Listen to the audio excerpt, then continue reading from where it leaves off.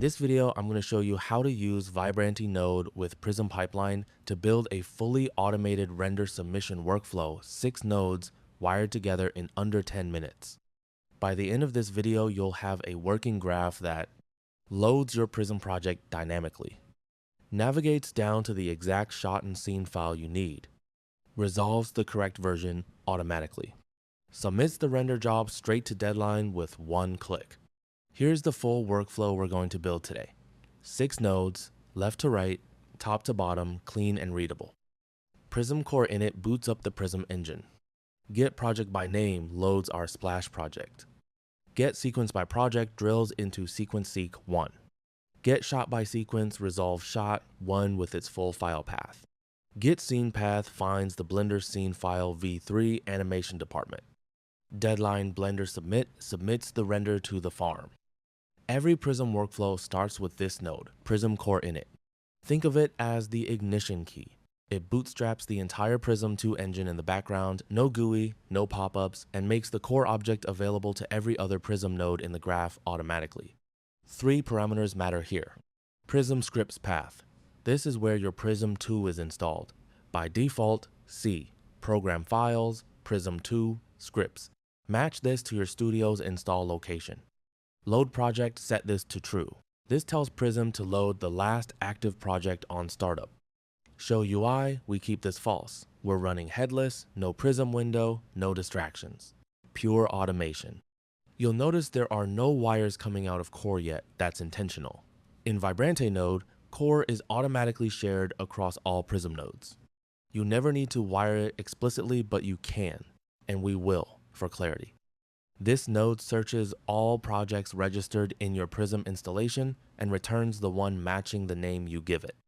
I'm using Splash, that's our test project. You'd replace this with whatever your project is called. Look at what comes out. Project, the full project dict with config path, name, source, project, path, G, Prism, Splash, config, path, the exact location of pipeline.json. Found true. That config path is key.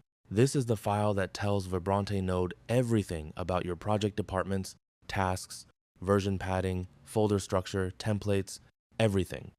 We'll come back to that.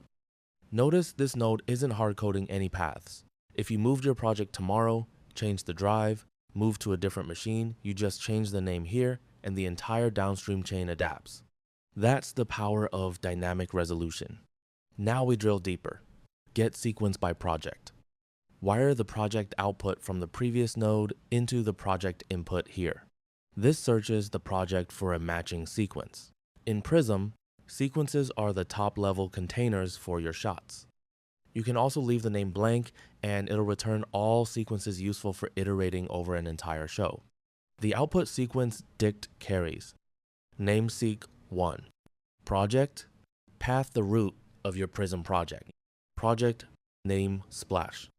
This structured dict is what the next node expects. Everything flows forward cleanly. Get shot by sequence. This is where we land on our actual shot. Wire sequence in, type shot 1 in the name field. Now look at this output. The entity dict is now fully enriched. Type shot. Sequence seek 1, shot 1, path, G, Prism, Splash, 3, production, shots, seek, 1, shot, 1, location, global. That path field, that's the shot's root on disk. In older versions of Vibrante Node, this was missing. That missing field was causing every downstream Prism API call to silently return empty. Fixed. Everything from here on reads from that path. We're done relying on Prism's internal API for path resolution, we go direct to disk. This is the star of this workflow, getScenePath. Wire the entity output from getShotBySequence into the entity input here. Department type animation. Vibrante Node reads your project's pipeline. JSON to map animation to the folder abbreviation. ANM, dynamic, no hard coding. Task animation. This is the task subfolder inside the department. Application Blender. This filters the scan to only blend files.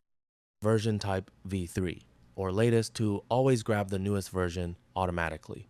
Here's what comes back. Scene, path, the full path to the blend file.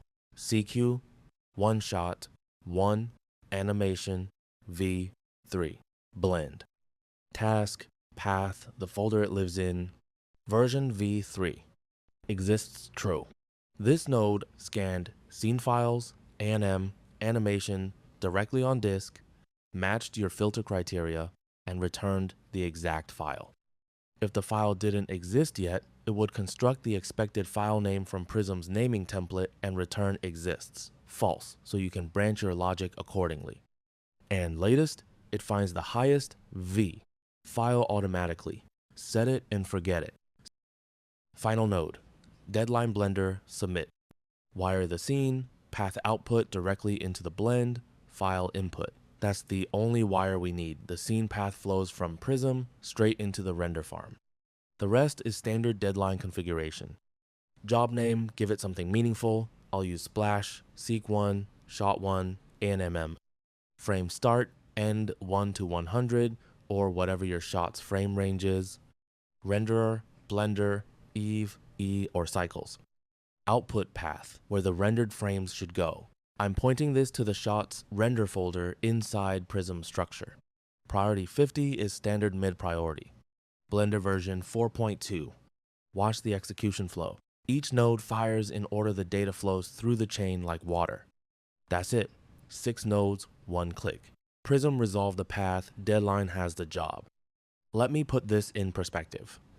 The traditional way to submit a shot to deadline involves opening Prism to find the project, navigating through sequences and shots to find your scene file, figuring out which version is current, opening Deadline Monitor, filling in the job settings manually, hoping you didn't typo the output path. That's 5 to 10 minutes per shot. If you have 100 shots to submit, you're looking at an afternoon of repetitive, error-prone busy work. With this workflow, you change 2 parameters, the sequence name and the shot name, and rerun. Everything else adapts automatically, every time. That's what studio pipelines are supposed to do. Eliminate the grunt work so your artist can focus on what actually matters.